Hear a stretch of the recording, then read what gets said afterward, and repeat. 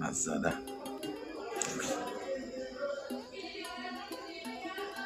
Assalomu alaykum azizlar.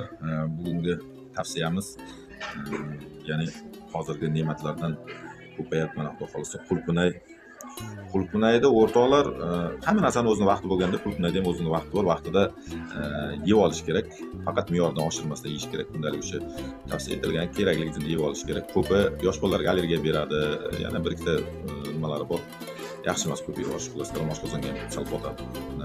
Xullas, buni qulqunayda nimalari shifoligi ham bor. Ham mazalik, ham shifolik, ham nima deydi, asab tinchlantiradi.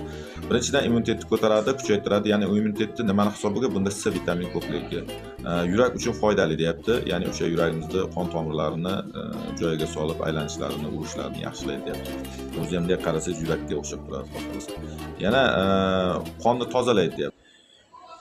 Foydasi zo'rda, xullas.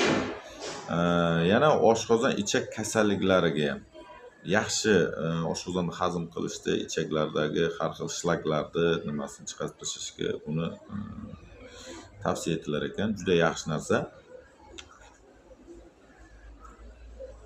Mazasi zo'r. Endi pishish vaqti bo'ldi. Teri uchun foydali. Yoshartiradi. Ya'ni qarilikni oldini oladi deyapti. Vazn tashlashga yordam beradi deyapti.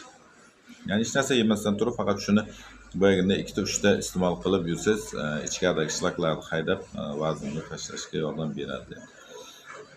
Undan tashqari qondagi shakar miqdorini nazorat qiladi deyapti. Bu ham ko'p iste'mol emas, ya'ni misol me'yorda yesangiz, xullas kalom, qandli diabetlarda ham ancha foydali joyi bor ekan. Uni faqat shakarga botirmasdan yeyish kerak.